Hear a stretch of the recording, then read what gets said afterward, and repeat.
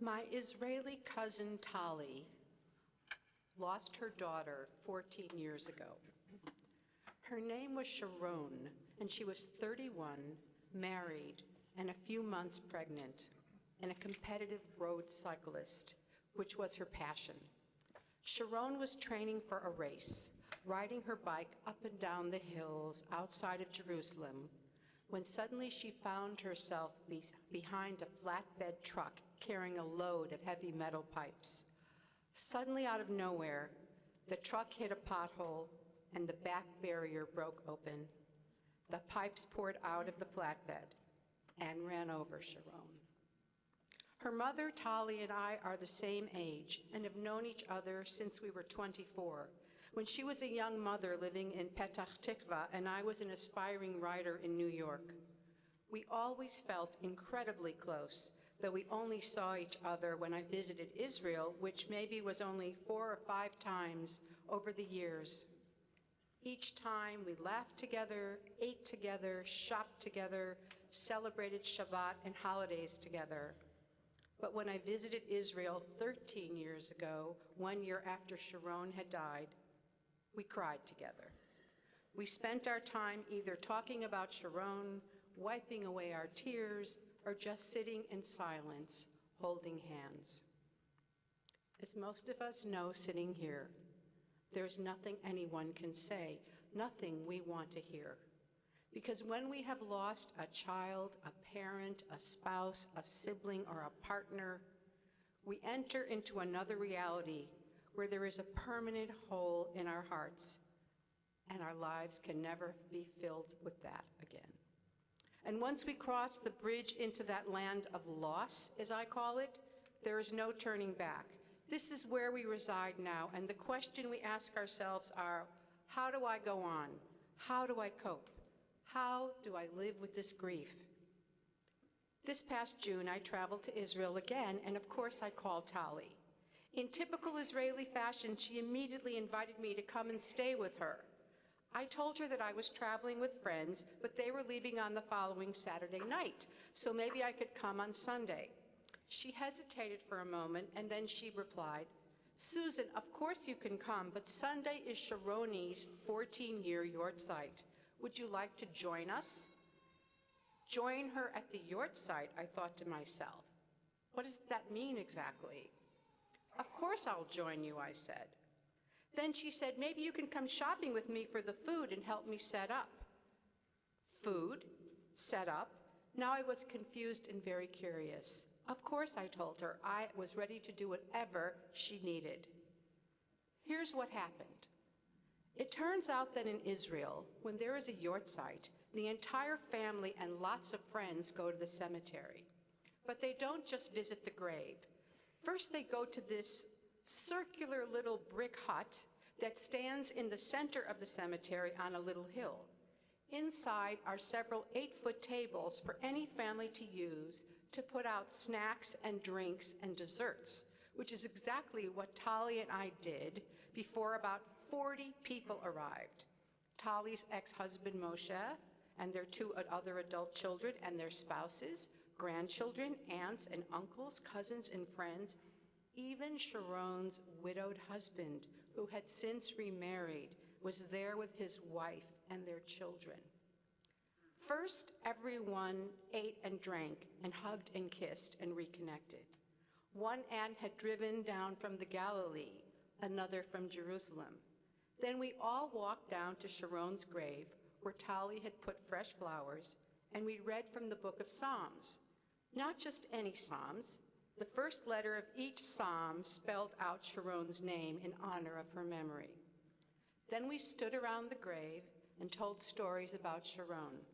People laughed and cried and held each other and remembered and put beautiful little colored glass stones on her grave. Tali had brought those as well. And then the family said Kaddish. Everyone was sad and deeply grieved, but it was, and I know this may sound strange, a comforting grief, a bearable grief, a grief that was in some way actually healing. Comforting because Tali and her ex-husband were not alone.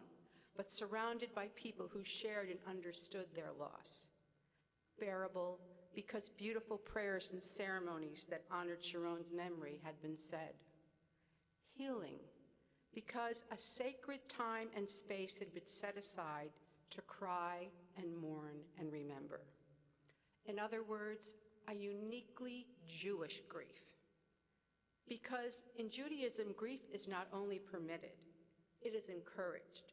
Grief is not only respected, it is expected. There is no stiff upper lip in Judaism. There is no be strong for the other person in Judaism. There is no get over it and move on in Judaism. Instead, our sages were so psychologically wise and astute that they understood that grief and sorrow and sadness are a deeply integral part of life, that when the human heart is ripped in two, it needs time to recover and mend, even though, as we all know, a scar will permanently remain. And in order to support us and guide us through this emotional, spiritual, and physical devastation, and help us to live with it, our sages set aside certain holy times and sacred rituals just for that purpose. First, they created a designated year of mourning that includes the first 7 days of Shiva, when we just stay home and grieve.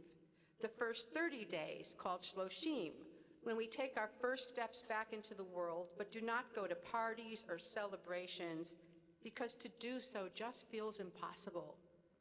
And then the rest of the year, the rest of the first year, when we go back to work and school and everyday life, but emotionally we are still in turmoil. Sad, depressed, anxious, coping, not coping, doing just fine, then sobbing in the shower, bursting into tears in the car. We are encouraged to say Kaddish as often as possible during these months. Traditional Jews say it 3 times a day, but even if we say it once a day at a daily minyan, or once a week at a Shabbat service, or a Saturday morning Torah study, or any time we can, it allows us to connect with others who are going through the same experience. But what about after that? Because if we have lost someone we love, we know that a year is like a week. We know that 5 years, or even 10 years later, the pain and the void and the sorrow are still there, as fresh as ever. Only now we hide it. Now we pretend. Now we put on a mask and don't talk about it because it's so personal and so private that if we did, there's a good chance we would just fall apart. The truth is we never stop really grieving and the pain never really goes away. And because our sages understood this and lived it themselves, they created what I call the 5 days of remembering. 5 days in the Jewish calendar specifically set aside every year to remember and grieve. 1 day of Yortzeit and 4 days of YIZKOR. 5 days a year to take off our masks and cry as much as we want to. Yortzeit is the anniversary of the death of our loved one. My tradition is not like Tali's to go to the cemetery, though now I wish I could, but my parents are buried in Chicago. My tradition is to set out photos of my mother or my father on the dining room table, light a Yortzeit candle, and then stand for a few minutes and fill myself with wonderful memories, and cry. It's been 30 years since my mother died, 20 since my father passed away, and I always cry. But that's the purpose of Yortzeit, to remember and cry. Then I call my brothers and sister and we talk about our parents together, which usually ends up with laughter because we have so many great memories. And then I usually just go to Shabbat services and stand up, say their name out loud, and recite the Kaddish. But now, I have been so inspired by what took place in Israel, I've decided that next year, I'm going to sponsor an Oneg Shabbat in honor of each of my parents on the Friday night following their Yortzeits, and you're all invited. Perhaps you might think about some special ceremony or meal, whether at the cemetery, synagogue, or home to honor the Yortzeit of your loved ones. I realize now that what makes Yortzeit so painful is the loneliness of grief. When we share our grief, it becomes more bearable, which is the reason most of us are in the sanctuary right now. YIZKOR means He remembers. God remembers our loved ones. God remembers us. We remember our loved ones. We remember God. We say the YIZKOR prayers as a community on Yom Kippur and on the last days of Sukkot, Passover, and Shavuot. Not alone, but together. Not as one mourner, but as a congregation of mourners.